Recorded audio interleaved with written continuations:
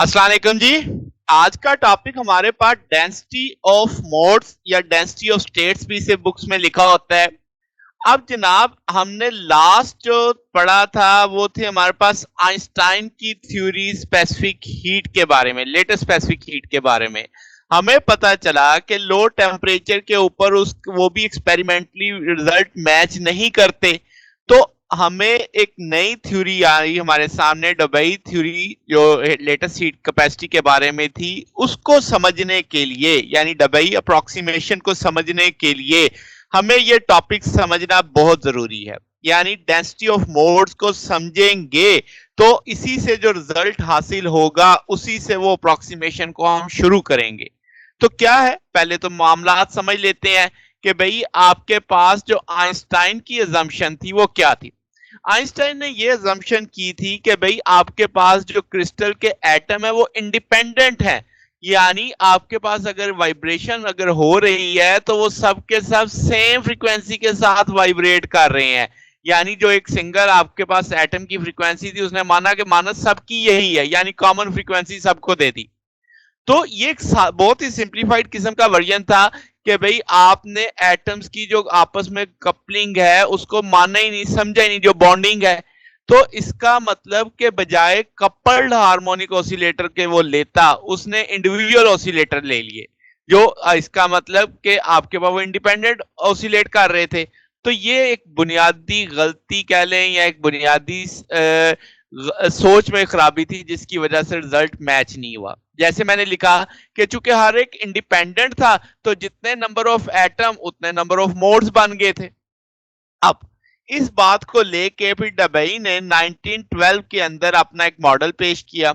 इसके जो मॉडल में क्या बात थी, इसने कहा कि आपके पास जो वाइब्रेशनल मोशन है सिस्टम की, समझो कि कपल्ड हार्मोनिक ऑसिलेटर है जिसमें फ्रीक्वेंसी रेंज है आपके पास। यानी सिंगल फ्रीक्वेंसी की बजाय आपके पास रेंज ऑफ फ्रीक्वेंसी आ जाएगी। तो उसकी उसने कहा जो क्रिस्टल को मानोगे इसमें इलास्टिक वेव प्रोपोगेट करती है जिसकी रेंज साउंड वेव से लेकर इंफ्रारेड अब्जॉर्प्शन की फ्रीक्वेंसी रेंज उसने बता दी। तो इसका मतलब आपके पास क्रिस्टल में number of modes of vibrations होंगी। जितने मोड होंगे उतनी फिर आपके पास हर मोड की अपनी अपनी एक फ्रीक्वेंसी होगी। बात समझ आ गई? तो इस अब यहां से डेंसिटी ऑफ स्टेट्स या डेंसिटी ऑफ मोड्स की डेफिनेशन निकलती है कि number of vibration modes per unit frequency range, per unit frequency range कि एक फ्रीक्वेंसी रेंज के अंदर कितने नंबर ऑफ वाइब्रेशनल मोड हैं। ये चीज डेंसिटी ऑफ मोड कहलाती है। इसे हम जेड म्यू से जाहिर कर देते हैं। ठीक है।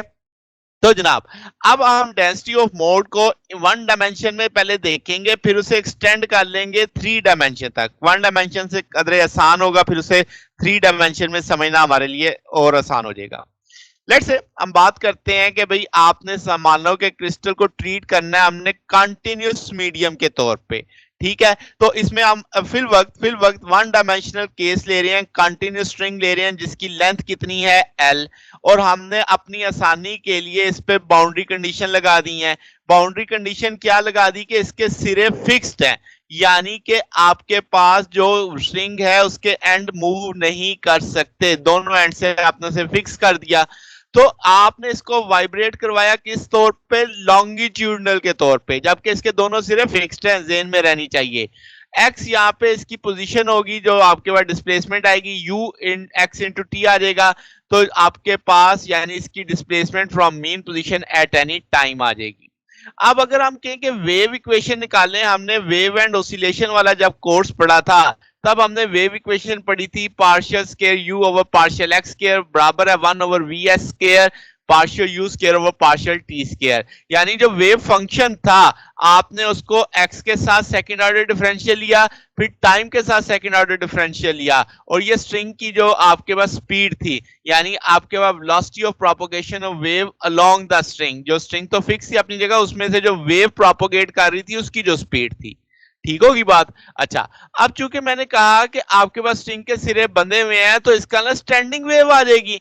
तो ये जो अब आपकी वेव इक्वेशन बनी है, तो आप इसे अगर स्टैंडिंग वेव्स के सोल्यूशन के लिहाज से देखोगे तो यू एक्स टी बराबर आ जाएगा A sine n pi over L into x cos 2 pi nu n T आ जाएगा, और एन जहां पे आ रहा है वो ग्रेटर देन या इक्वल, यानी पॉजिटिव नंबर लेना है आपने। अब आप जब इसको सेकंड ऑर्डर डिफरेंशियल बनाओगे, एक दफा एक्स के लिहाज से, एक दफा टाइम के लिहाज से, तो मैथ से अवॉइड करते हुए डायरेक्ट रिजल्ट लिख दिए मैंने कि partial square U over partial X square बराबर आ जाएगा किसके, N square pi square over L square, और इसी तरह टाइम के लिहाज से जब करेंगे तो 4 pi square mu n square आ जाएगा। ये वैल्यूज उठा के हम इक्वेशन 1 में प्लेस कर सकते हैं। 1 over V S whole square आपने लिखा हुआ है, ये फैक्टर लग गए यहाँ पे। अब आपने जब इसको ये रिजल्ट है बुनियादी तौर पे। अब यहां से देखो वेवलेंथ अगर आप निकालो तो आप जरा देखो दोनों साइडों पे हर चीज स्क्वायर में चल रही है, तो बगैर स्क्वायर के लिखो एन पाई ओवर एल आ जाएगा, 1 ओवर म्यू एस आ जाएगा, 2 पाई न्यू आ जाएगा। आप चाहें तो ये पाई पाई से कैंसिल भी कर सकते हैं, मगर फिल वक्त हमने अपने लिए आसान रखना है मामला। तो आपके पास mu n over V S, क्या ये 1 ओवर लैम्डा के इक्विवेलेंट माना जा सकता है? तो मैंने इसे 1 ओवर लैम्डा के तौर पे रिप्लेस कर दिया। यहां से आप लैम्डा की वैल्यू भी कैलकुलेट कर सकते हैं। बात समझ आ गई? तो आप जानेंगे कि लैम्डा किसके बराबर आ जाएगा, कि लैम्डा क्रॉस कर दो 2l बाई एन। चूंकि स्टैंडिंग वेव थी ना, तो आपने ये पढ़ा होगा छोटी क्लासेस में वेव्स वाले टॉपिक में। फिर वक्त हम इसमें से वेव नंबर देखना चाहते हैं। अब क्या है जनाब कि आपके पास हम जानते हैं 2 पाई ओवर लैम्डा एन जो होता है वो वेव नंबर के तौर पे आता है, और ये 2 पाई ओवर लैम्डा ही बना हुआ है, क्या ये वेव नंबर के तौर पे माना जा सकता है? तो एन पाई ओवर एल, ये चीज याद रखनी है आपने, के एन इसके बराबर आ जाएगा। अब अगर आप फ्रीक्वेंसी की बात करो तो वही रिजल्ट जो आपने लिया था पहले फिर ले लिया, अब आपने वही स्क्वायर खत्म कर दिया उसके, तो n pi over L 2 pi mu n over V S आ जाएगा। आपने क्या करना है, म्यू एन को इधर रखना है, बाकी चीजें उठा के उधर लेके, पाई पाई से कट गया आपका। तो जनाब अब आपके पास म्यू बराबर आ चुका है N V S over 2l। आप एन की वैल्यू 1 लगाओ तो ये आंसर आ जाएगा, एन की वैल्यू 2 लगाओ, क्योंकि फ्रीक्वेंसी रेंज है ना, आप एन की वैल्यू ग्रेटर देन 1 रखनी थी। बढ़ाते जाओ तो आपको तमाम पॉसिबल फ्रीक्वेंसी जो वहां पे आने वाली हैं वो मिल जाएंगी। तो अब अगर मैं कहूं यहां से एन निकालो तो एन बराबर आ जाएगा 2l over V S into mu. अगर आप डिफरेंशियल करते हो तो D N 2l over V S, क्योंकि 2 भी कांस्टेंट है, लेंथ भी कांस्टेंट है, और जो प्रोपोगेशन स्पीड है वो भी कांस्टेंट है। तो इसका मतलब फ्रीक्वेंसी रेंज है, तो इसका ना एक से ज्यादा फ्रीक्वेंसी आएंगी जब आप एन की वैल्यू में वेरिएशन देखोगे। तो D N 2l over V S into D V N आ जाएगा। अब इसका मतलब कि आपके पास नंबर ऑफ वाइब्रेशन जो है वो फ्रीक्वेंसी रेंज के अंदर, जैसे मैंने समझाया, वो लाई कर रही है। ये जो रेड कलर में लिखा हुआ है 2l ओवर वी एस, इसे मैं जेड म्यू कह देता हूं, जैसे मैंने यहां पे हाईलाइट कर दिया। अब ये रिजल्ट आ चुका है। अब इसी सोच पे मैं 3 डायमेंशनल का मामला देखता हूं। वहां पे पहले एक स्ट्रिंग थी, एक बार थी, अब मैं क्यूब वॉल्यूम देख लेता हूं जिसकी साइड एल है, तो इसका ना वॉल्यूम एल क्यूब हो जाएगा। तो अब आपके पास जैसे वहां पे उसके एंड फिक्स रखे थे, तो मैं कह देता हूं इसके क्यूब का जो फेस है ये फिक्स है, जैसे आपने स्ट्रिंग को फिक्स किया था। अच्छा जी, तो अब आप उसी सोच पे 3D में आप इसका जब देखोगे क्यूबिक वॉल्यूम के लिए इक्वेशन लिखोगे एक्स वाई जी के लिहाज से और टाइम के लिहाज से इक्वेशन आ जाएगी। तो अब आपका जो सोल्यूशन आएगा वो उसमें क्या आएगा कि U X Y G T, और यहाँ पे A sine n X pi L X sine n Y pi L Y sine n Z pi L G, और साथ में वो कॉज वाला फंक्शन आ जाएगा। अब आपके पास ये जो साइन वाले फंक्शन है ये एक तरह से पोजीशन बता रहे हैं, और ये उसकी टाइमिंग बता रहे हैं किस वक्त कौन सी पोजीशन, यानी टी की वेरिएशन के लिहाज से हम देख पाएंगे। अब इसमें जो n X N Y n Z आ रहा है, आपने इन सबको इक्वल यानी पॉजिटिव कंसीडर करना है आपने। अब जनाबे वाला क्या है, इसको इसी तरीके से सेकंड ऑर्डर डिफरेंशियल एक्स के लिहाज से इक्वेशन का निकालो, वाई के लिहाज से निकालो, जी के लिहाज से निकालो, टी के लिहाज से निकालो। तो मैंने डायरेक्ट वैल्यूज प्लेस कर दी हैं, जस्ट लाइक जैसे पिछला केस था, वहां पे भी आया था pi square N square over L square. तो वो अब चूंकि एक्स वाई जेड के लिहाज से तो अलग अलग पाई कॉमन उठा लिया ऊपर से। अब आपने वो जो 1 ओवर वी एस स्क्वायर था, और ये सेकंड ऑर्डर जो टाइम के लिहाज से लिखना था 4 पाई स्क्वायर म्यू स्क्वायर, यानी वेलोसिटी वाले का फैक्टर का स्क्वायर था। उसी तरीके से आपके पास जो वेलोसिटी ओवर स्पीड है वो 1 ओवर लैम्डा लिखी जा सकती है, सॉरी फ्रीक्वेंसी ओवर स्पीड है वो 1 ओवर लैम्डा लिखी जा सकती है। तो वो इस तौर पे इक्वेशन 5 बन गई। मगर मुझे ये सिर्फ समझाने के लिए, वेवलेंथ समझाने के लिए कहा कि आपकी जितनी पॉसिबल वेवलेंथ और फ्रीक्वेंसी है वो एन की वेरिएशन के लिहाज से आप बना सकते हैं। ठीक होगी बात? अच्छा, अब जो आपके डेंसिटी ऑफ मोड है, जितनी पॉसिबल नंबर ऑफ वाइब्रेशन है इन डी एन, यानी आपके पास वो जो नंबर्स इंटरवल में कितनी नंबर ऑफ वाइब्रेशन होंगी, तो उससे हम कहेंगे कि ये डेंसिटी ऑफ वाइब्रेशन स्टेट्स हैं।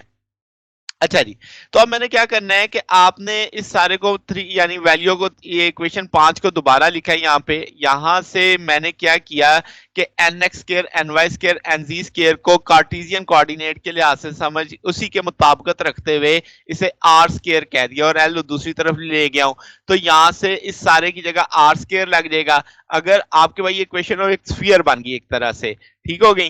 तो अब आप इसको देखो तो सारे फैक्टर स्केयर पैटर्न पे लिखे हुए हैं, विदाउट स्केयर लिखेंगे तो रेडियस आ जाएगा। अब रेडियस में अगर चेंज आप बढ़ाओ करते हैं, इजाफा कुछ करते हैं, तो 2l over V S into D V N आ जाएगा, यानी आर की चेंज के लिहाज से आपकी फ्रीक्वेंसी रेंज में फर्क पड़ेगा।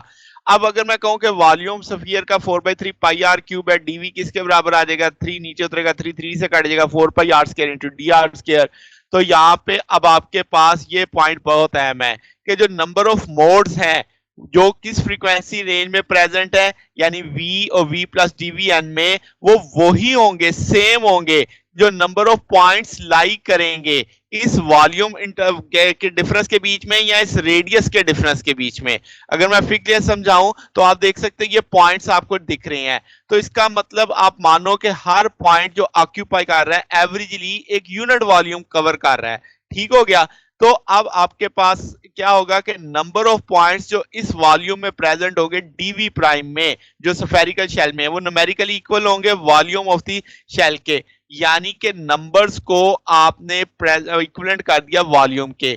मतलब आप समझो कि आपके पास एक फुटबॉल है, आप उस फुटबॉल के अंदर जितने पॉइंट्स आ रहे हैं, ठीक है, वो उसके वॉल्यूम जितने हैं, क्योंकि हर पॉइंट ऑक्यूपाई कर रहा है यूनिट वॉल्यूम, तो जितने पॉइंट्स होंगे या वो टोटल मिल के वो वॉल्यूम डिफाइन कर रहे होंगे। अच्छा, अब आप उस वॉल्यूम को थोड़ा सा और बढ़ा दो, अब उसके अंदर मजीद पॉइंट्स ऐड होंगे, तो वो मजीद पॉइंट्स उतने ही होंगे जितना वो वॉल्यूम होगा, क्योंकि हर पॉइंट एक यूनिट वॉल्यूम है। मिसाल के तौर पे अगर देसी जुबान में समझाऊं, एक किताब 5 रुपए की है, तो 5 किताबें 25 की होंगी, यानी यूनिट वैल्यू अगर आपको पता है तो जितना आप वॉल्यूम बढ़ाएंगे, क्योंकि यूनिट वॉल्यूम में 1 पॉइंट, तो 10 वॉल्यूम में 10 पॉइंट, यानी बात समझ आ गई। तो जितना आप वॉल्यूम में बढ़ोतरी देखेंगे उसी लिहाज से उसके पॉइंट्स की बढ़ोतरी होगी। तो डी एन आ जाएगा डीवी प्राइम, जो आपने निकाल चुके हुए हैं 4 pi R square into D R. अब आपके पास आर की वैल्यू भी मौजूद है, डी आर की वैल्यू भी मौजूद है, ये ए और बी वैल्यू याद है ना, आर स्केयर भी मौजूद है और डी आर भी मौजूद है। ये वैल्यू मुझे इसमें प्लेस करनी है। अब मुझे इसमें प्लेस इसलिए करनी है, अब जनाब क्या है कि आप डीएन निकाल सकें, यानी नंबर ऑफ मोड्स निकाल सकें, तो पॉसिबल मोड्स ऑफ वाइब्रेशन जो है, तो आप जानते हैं कि ये बराबर होता है जेड न्यू डी म्यू के, जिसे हमने शुरू में पढ़ के आए अभी। तो अच्छा, अब आप देखो इसके साथ फार्मूले के साथ मैंने 1/8 लगा दिया, क्योंकि मुझे N X N Y Z की पॉजिटिव वैल्यू चाहिए, ये शुरू से शर्त चलती आ रही है आपको। आप अगर इस तस्वीर को देखो तो 4 क्वाड्रेंट ऊपर बनते हैं, 4 क्वाड्रेंट नीचे बनते हैं, आपने तो सिर्फ वही उठाना है ना जिसमें ये पॉजिटिव होगा। तो टोटल का 1/8वां हिस्सा बना, तो वो मैंने टोटल का 1/8वां हिस्सा लिख दिया साथ में। अब आर स्केयर की वैल्यू लग गई, डी आर की वैल्यू लग गई, सबको सिंप्लीफाई करेंगे तो आपके पास यहाँ पे एल स्केयर है, एल क्यूब बन जाएगा, 4 पाई एल क्यूब है, ये कुछ चीजें कट जाएंगी, 4 और 2 इस 8 से बाहर वाले से कट जाएंगे, नीचे ये वी एस स्केयर है, वी एस वी क्यूब हो जाएगा, और म्यू आपके पास ऐसे वेलोसिटी का स्केयर है इंटू डी वी एन यानी डी म्यू आ जाएगा। तो ये क्वेश्चन नंबर 6 आ गई। अब ये जो इक्वेशन नंबर 6 आई मेरे पास, इसमें 4 कांस्टेंट, पाई कांस्टेंट, वॉल्यूम है, ठीक है, फ्रीक्वेंसी का स्केयर है, फ्रीक्वेंसी की चेंज है, नीचे स्पीड का क्यूब है। अब इसका मतलब वहां पे जब हम फ्रीक्वेंसी ऑफ वाइब्रेशन देखेंगे वहां पे 3 वेव्स आएंगी, क्योंकि फ्रीक्वेंसी वेलोसिटी का क्यूब चल रहा है। तो आप कहोगे ये वेलोसिटी की वैल्यूज आपने 1 ओवर जो वी क्यूब की वैल्यू की जगह सब्स्टिट्यूट करना है। ये 3 वेव्स कौन सी हैं? इनमें से 2 ट्रांसफर वेव्स होंगी जो सेम वेलोसिटी वाली होंगी, जिसे वी ट्रांस लिख दिया, और थर्ड लॉन्गिट्यूडनल वेव होगी। अब ये जो आपकी दोनों वेलोसिटियां हैं ये इक्वल नहीं होंगी, और अब इसमें एक और भी रीजन है कि आपके पास जो डायरेक्शन ऑफ प्रोपोगेशन है, ट्रांसफर वेव्स की दो मोड हो सकते हैं वाइब्रेशनल, यानी वो जिस सिंक में जा रही है पार्टिकल ने उसके परपेंडिकुलर जाना है। मिसाल के तौर पे अगर वो एक्स डायरेक्शन में प्रोपोगेट कर रही है तो उसका परपेंडिकुलर कंपोनेंट वाई पे भी हो सकता है, उसका परपेंडिकुलर कंपोनेंट जी पे भी हो सकता है। तो यही लिखा कि टू वाइब्रेशनल मोड होंगे परपेंडिकुलर पॉसिबल जो हैं, जो उसकी प्रोपोगेशन के होंगे, और इसी जबकि लॉन्गिट्यूडनल का सिर्फ एक ही मोड होगा जिस सेंस में वो प्रोपोगेट कर रही है। तो इसी फार्मूले को 6 नंबर वाले इक्वेशन वाले फार्मूले को मैंने तोड़ के लिख दिया, 4 पाई वॉल्यूम बाहर निकाल दिया, 2/v ट्रांस आपके पास वी ट्रांसफर वाले का स्केयर प्लस 1/v लॉन्गिट्यूडनल वाले का square V N square into D V N आ रहेगा। ठीक है, तो ये आपके पास, अब चूंकि हमने माना था कि आपके पास क्रिस्टल कंटिन्यूस है, तो परफेक्ट कंटिन्यूस के लिए हम क्या मानेंगे कि आपकी जो फ्रीक्वेंसी वेरिएशन है वो जीरो से कहां तक हो, इंफिनिटी तक, और आपके पास number of possible vibrational mode जो होंगे वो किसके लिहाज से वेरी करेंगे, फ्रीक्वेंसी के स्क्वायर के लिहाज से वेरी करेंगे। यहां पे आप ग्राफ देख सकते हो कि number of vibrational modes frequency के लिहाज से स्क्वायर के पैटर्न से चेंज कर रहे हैं, फार्मूला भी हमें यही बता रहा है। तो ये है जनाब अब हमारे पास डेंसिटी ऑफ मोड का कंसेप्ट। अब जब मैं कल दुबई आपको पढ़ाऊंगा दुबई अप्रोक्सीमेशन, तो इसी फार्मूले से स्टार्टअप लेंगे कि हम देखेंगे कि इस फार्मूले के लिहाज से भी जब डेंसिटी ऑफ मोड्स की अप्रोक्सीमेशन के जो फर्दर पॉइंट्स डाल के देखेंगे फार्मूला किस तौर पे क्या स्पेसिफिक हीट को हमें सही तौर पे समझा पाता है या नहीं समझा पाता, क्या उसमें भी कोई कमी रहती है। तो ये सारा कुछ हमारा कल के टॉपिक में होगा। अगर आपको इसमें कोई बात पूछनी हो, डाउट हो, तो नीचे कमेंट्स में पूछ सकते हैं। वीडियो अच्छी लगी हो तो वीडियो को लाइक कीजिएगा, दोस्तों के साथ शेयर कीजिएगा, चैनल को भी सब्सक्राइब कर दीजिएगा।